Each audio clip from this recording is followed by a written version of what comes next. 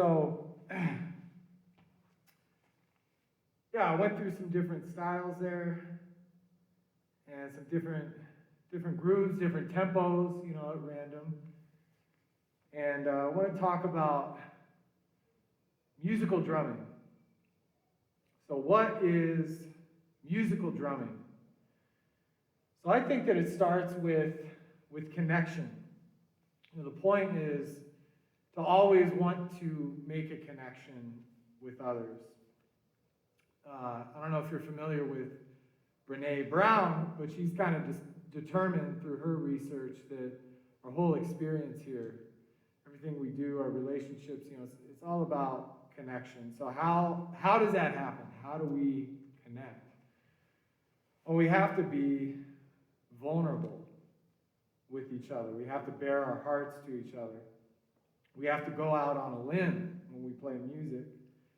And it can be an uncomfortable place to be sometimes. I mean, here I am with a few students in the room and 3 million people online right now watching this. And and it could be uncomfortable, but we want to say something, we want to express something, we want to make our presence known. We all have this need to be, heard and seen, acknowledged. But in doing so, and making ourselves vulnerable, we open ourselves to judgment, to ridicule. You just have to forget about all that, right? And just be yourself. Just be yourself. Say what you're going to say. Be confident that you're a wonderful person and you have something to contribute. So never mind, the negative comments and all that. Don't take it personal. So that's our starting point, connection. What is musical drumming? Connection. We want to connect. So Tony Williams is one of my favorite drummers of all time. He has this quote: "Playing fast around the drums is one thing, but to play music, to play with people for others to listen to, that's something else. That's a whole other world." So musical drumming. I may not be the most drummer's drummer. I mean, I'm not real competitive. I love the drums. I love all things drums, but I definitely have limitations. But music isn't, it's not about winning. It's not a competition, fortunately. So relish it, relish each moment, relish the experience of it. You may have heard of a musician. He's kind of a musical wunderkid, Jacob Collier. He talks about how he still can't play what he hears in his head. So his technique is always trying to catch up with the ideas that he has in his head. But then his brain keeps moving forward. So he's always going to have room to grow.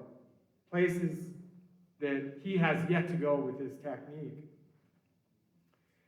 And that's scary if you know Jacob Collier, because he's freakishly talented. He's amazing.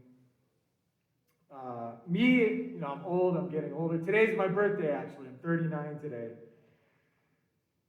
Collier doesn't have the back problems that I do. I used to be a lot faster 20 years ago, 10 years ago, 5 years ago.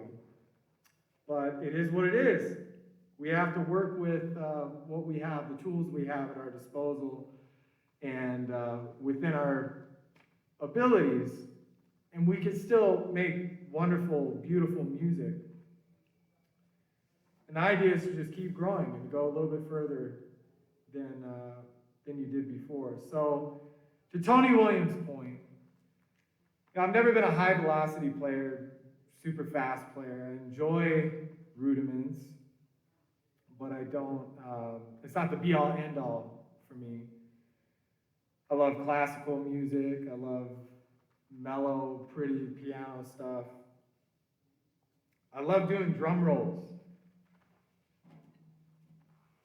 You ever do this? Just a quiet drum roll?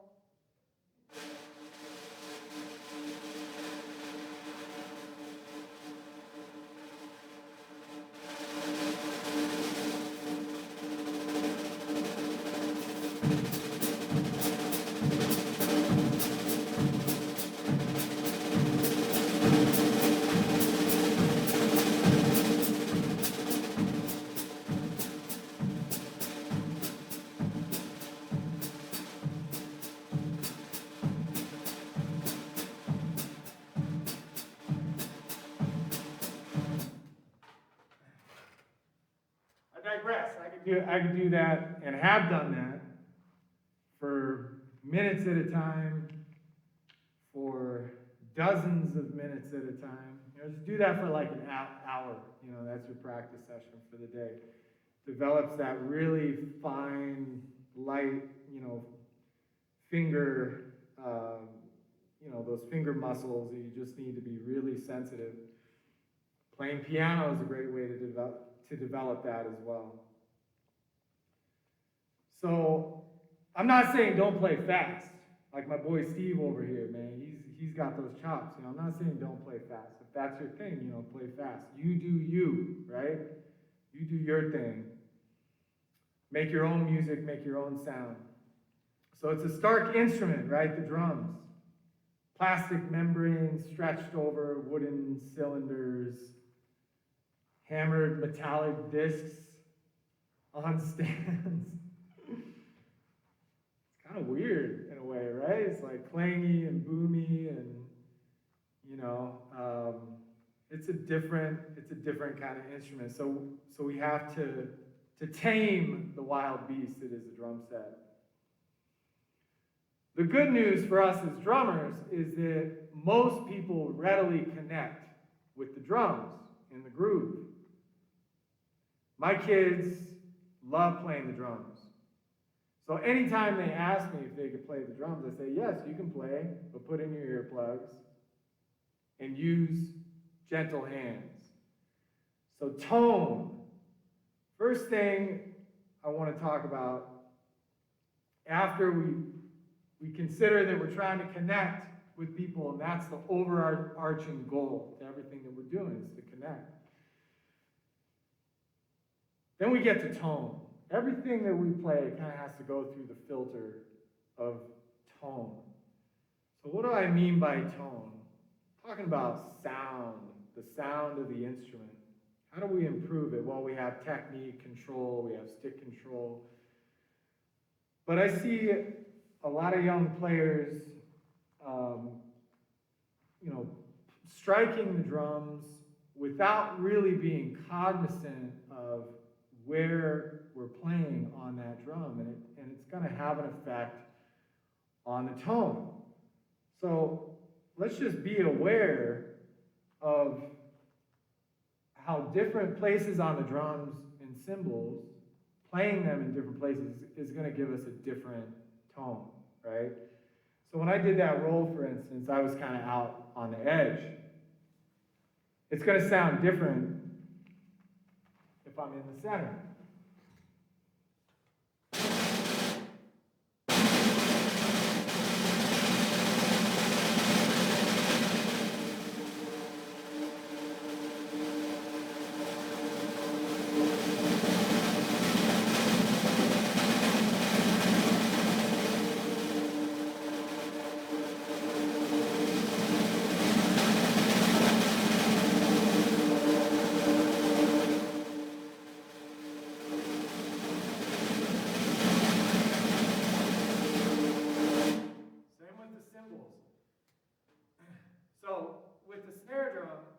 Move the cymbal, we're going to have more harmonics. It's going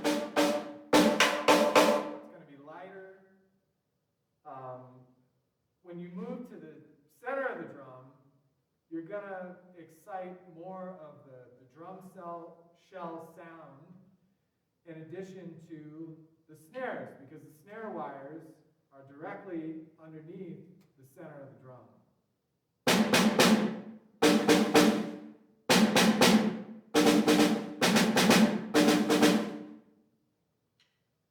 With the cymbal. Obviously, if we're up on the bell,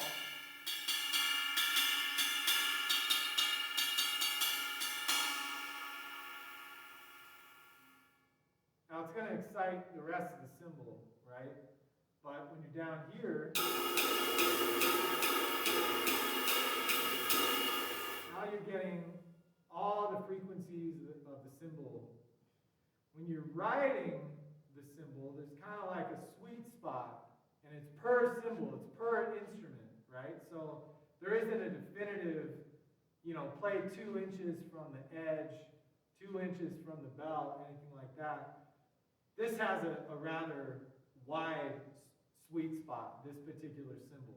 You can play it multiple places, and it's going to have a similar tone, but I'm always aware of that when I'm approaching the instrument.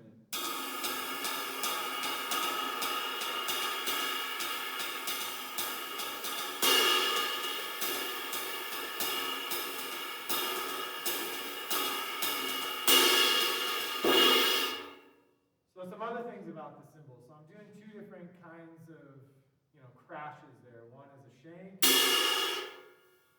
where I'm coming into this contact with the cymbal with the shoulder of the stick. The other is more of a crash. I'm kind of sweeping the edge.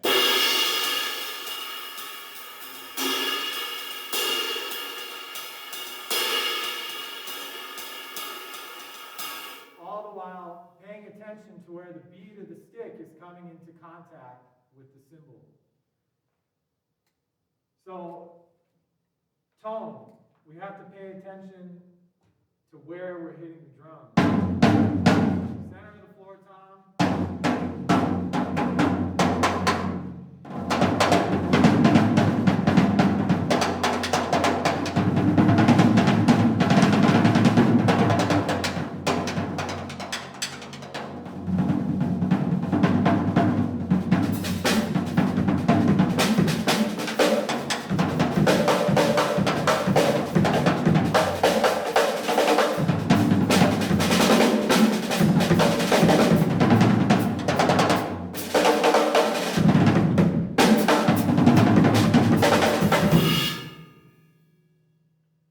So that's pretty loud dynamically, because I want you to be able to hear the difference between the center of the drum and the edge of the drum. But it's just something to think about when we're approaching the instrument and trying to get a musical tone out of it. So same with the hi-hat. We can play with the bead of the stick, obviously. Different places on the hi-hat are going to give us a different tone. We can play the edge. I love the hi-hats. The hi-hats are my favorite aspect of the drum set. So edge, shoulder.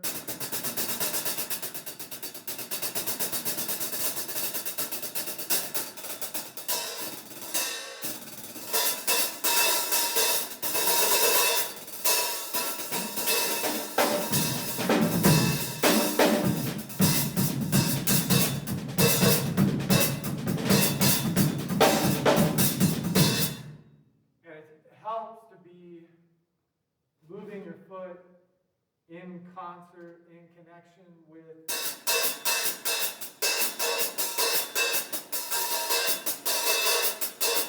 to be really cognizant of how your foot is lifting up. To be really intentional.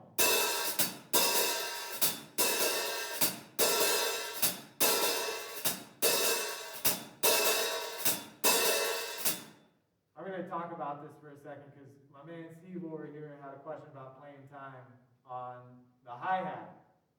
So we're just going to switch to playing time for a second. So basic medium swing tempo time. It's going to sound something like this.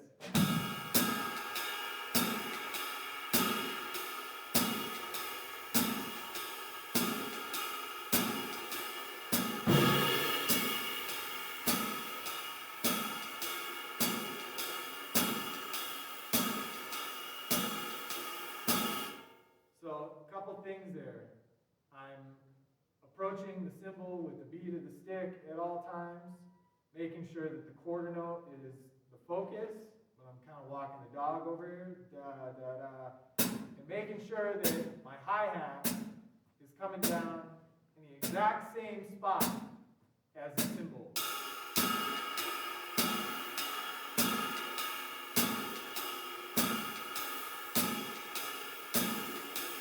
Faster.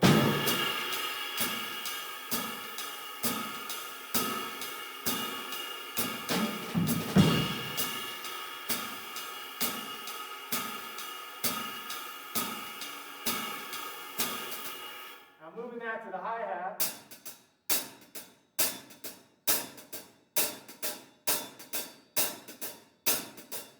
Close hi-hat. If I'm going to open up, I'm going to slow it down one more time.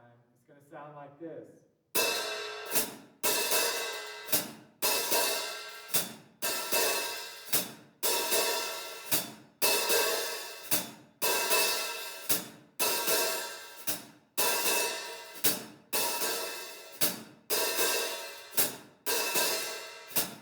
So this is straight out of the Ed Thigpen ethos of playing hi-hat. If you're not familiar with Ed Thigpen, go check him out. He was with Oscar Peterson for a number of years, and this is how he suggests that we play the hi-hat. So close it on 2 and 4. We're keeping the stick on top. 1 and 3 is open. And the 2 and 4 is slightly open. So 1, 2, 3, 4.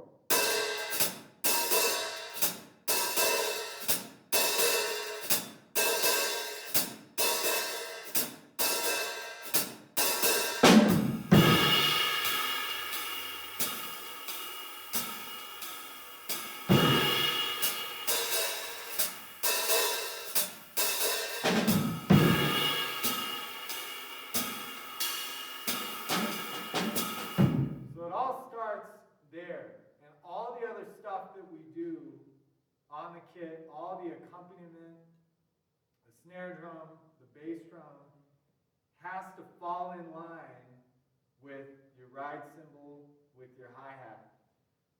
Okay? Something I hear a lot with drummers that are still working on independence is that these ideas that they're trying to play sometimes distract from the continuity of the time. You know, we want to connect, right? People connect with a steady groove. So we never want to interrupt the steady groove by, trying to play an idea that we maybe don't quite have yet, and maybe we're trying to respond to something that's happening into the music. I always say the best fallback is, or the best thing to default to is the time. We always want to come back to the groove and the time, because the groove is what connects. That's what people are going to connect with. So I'll demonstrate a little bit of that.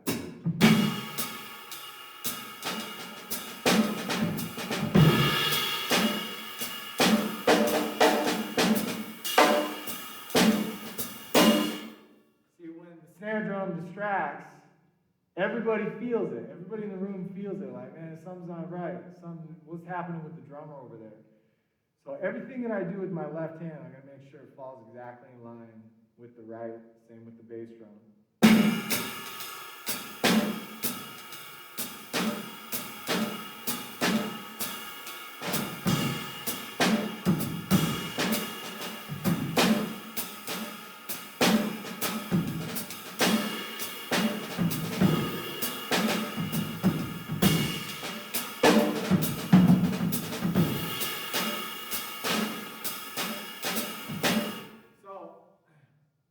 Get to the point where your left hand's a little loosey-goosey, as long as it doesn't affect the ride cymbal. So check it out.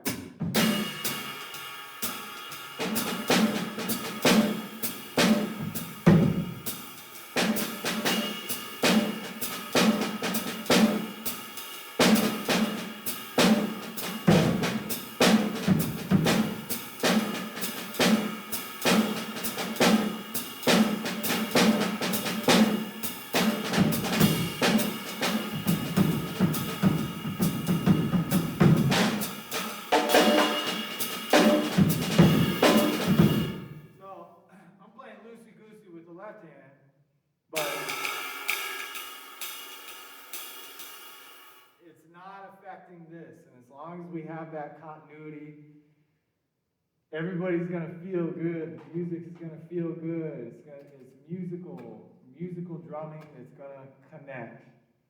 So I started to talk about gentle hands. You know, my kids, they play, I tell them, you gotta have gentle hands. So dynamics. Dynamics are an extremely important aspect, playing the kit, because it's really easy, obviously, to play loud on the kit. But how soft can we make our soft dynamics? That's the challenge. We want to stretch our dynamic range. We want to have control at all dynamic ranges, because, if you go to that bass solo, right, we can't be covering them up, playing too much, playing too loud. We have to come down, but we have to maintain the intensity of the time. We can't drop out the energy. We just have to come down with the dynamics, but keep the intensity. And same goes with playing loud, because sometimes we play loud, we get excited. We might push ahead. We might move the time around a little bit. We might crash a little in front of the beat or behind the beat. And also something that gets sacrificed in playing loud is we may play too loud and sacrifice the tone, where you're not getting a musical sound out of the kit anymore. So dynamics, just want to think of a wide range. So super soft, right?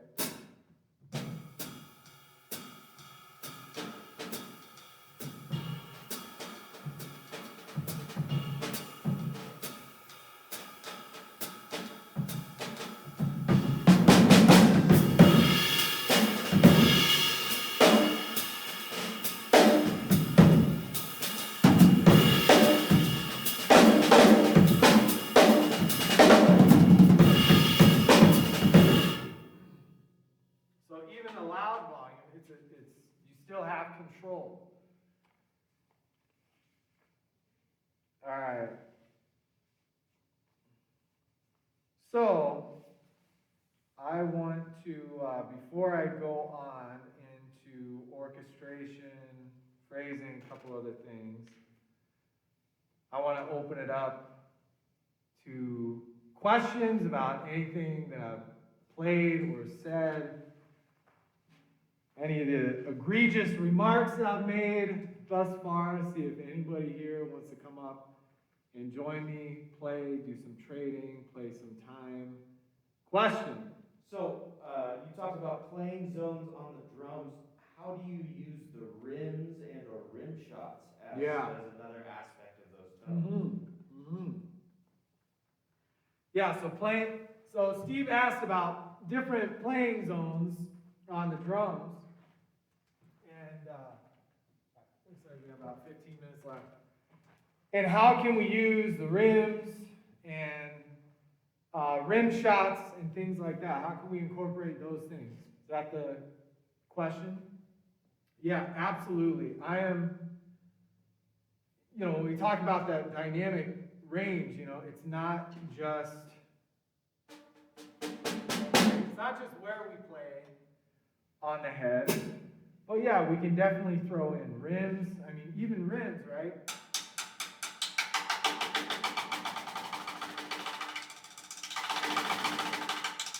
You get a different tone on the stick.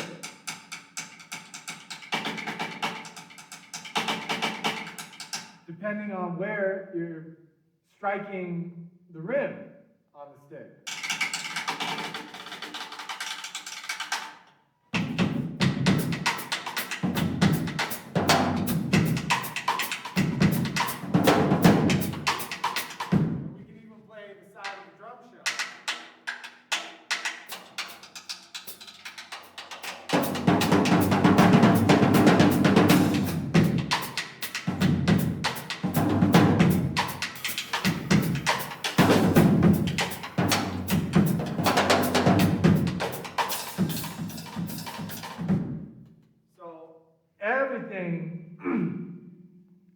So all that is fair game. You want to experiment with playing the drum in myriad places, right? On the drum head itself. But then you got rims, You got rim shots. And rim shots, once again, can be, where is that rim shot happening on the drum?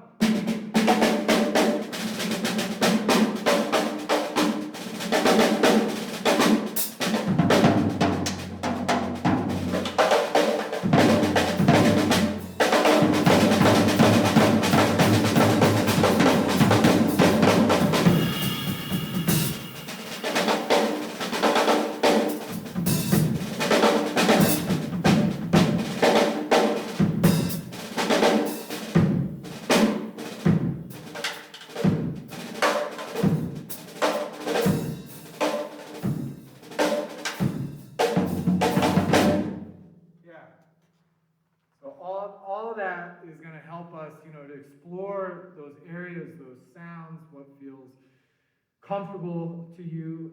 It's definitely one of the characteristics of my style, is that when I play a tom, well, really anything, I'm thinking about rim shots.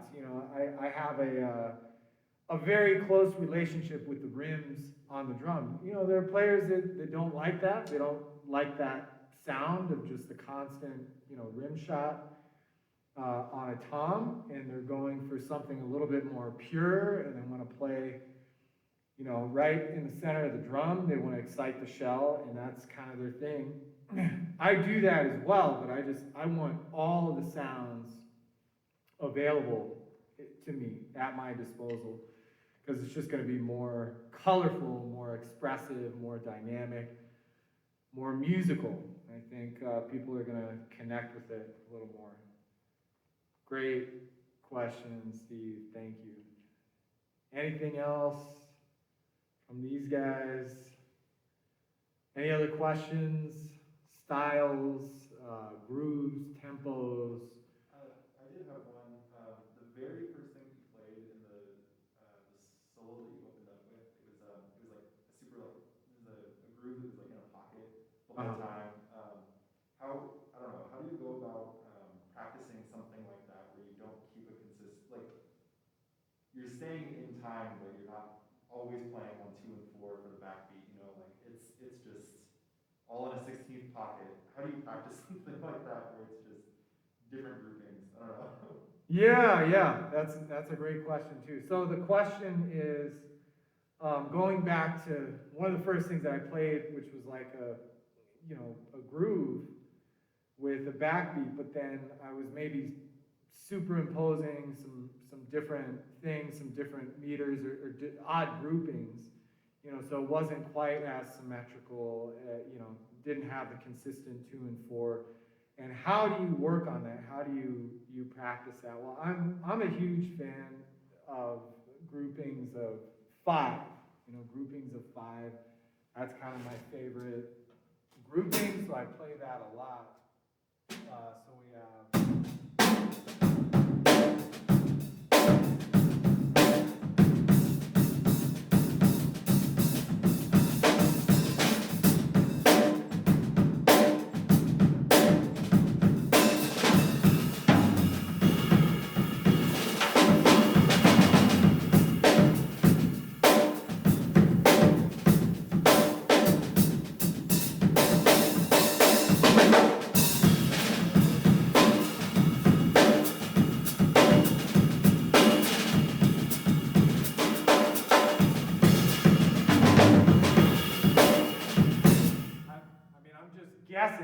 I'm just guessing because I don't remember what I played, you know what I'm saying?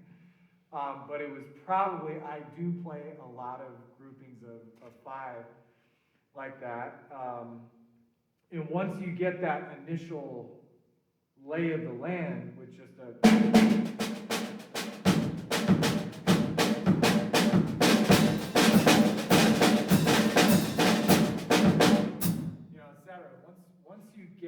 Once you feel that groove, right, then you can kind of put it in wherever you want, And the other thing, and I highly recommend Mark Juliana's book, The Drop System. He talks about So drop, DROP, dynamics, rate, orchestration, and phrasing. And when he talks about phrasing, he has a little section about, you know, it's not avoiding the downbeat, but one option we have to end a phrase is to hit a downbeat, right? So 1, 2, 3, 4, 1, you know, right? Hit that downbeat. I highly recommend it. Ain't nothing wrong with slamming a downbeat. It glues the music. In some cases, it glues the music back together. It can mark the top of a chorus, mark the top of a 4-bar section, you know, whatever. So don't be afraid to drop a bomb on the downbeat. But then you can drop, you know, you can accent anywhere around that downbeat, right? So the and a 4, or the and a 1, or beat 4, or beat 2, or, you know, etc. You can kind of stretch. And he even goes a step further where it's like, well, beat 4 is now the new 1, and you kind of play through, you continue on that way because it adds tension, right? So 1,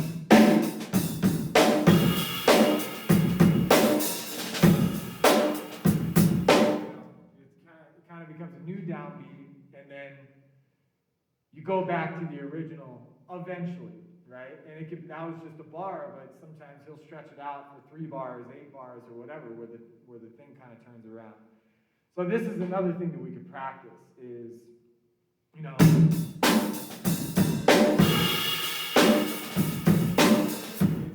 just laying into those, you know, and a 1, and a 4, you know, those things that surround the downbeat.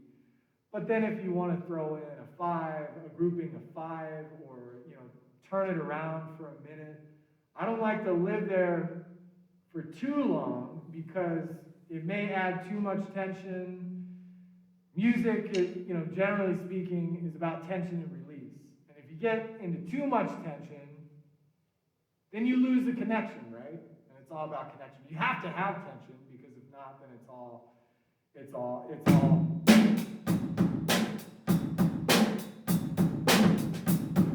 I love, which I'll play all day long. I love a backbeat. I love playing time. You know, there's nothing wrong with that. But syncopation, offbeats, onbeats is another thing that helps us with, you know, tension and release. So we have.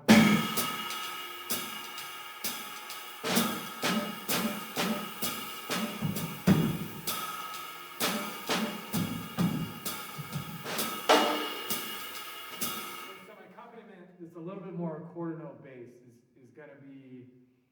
going to be more of like a release. It's going to be, you know, more gentle in line as opposed to all offbeats. And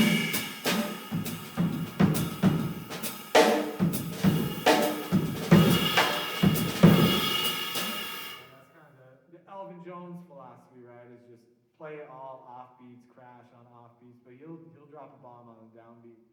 So it's all available to us. So yeah, I don't know if that helps. If there's any follow up, you know, let me know. Any other questions about time, groove, solo, rate? Speaking of time, how are we doing on time?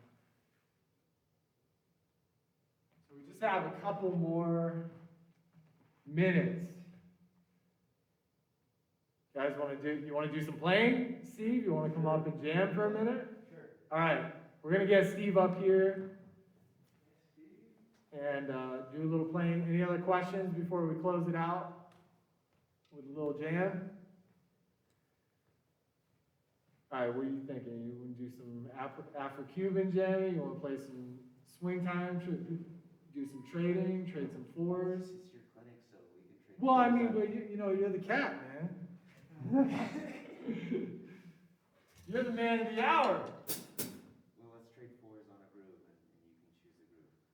Okay. Cool. Why don't we,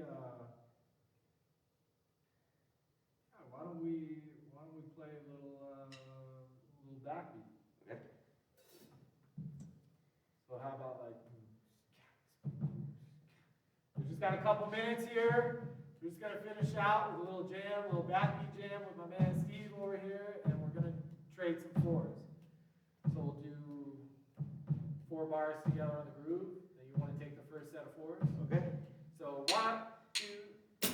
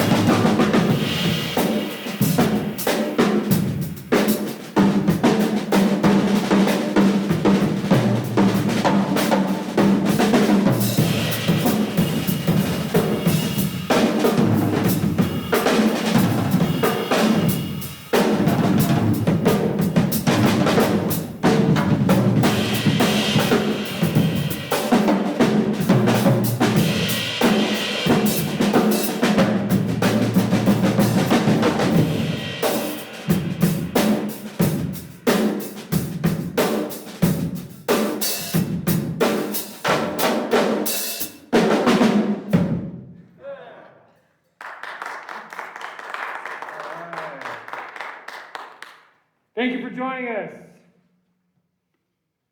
Have a wonderful day.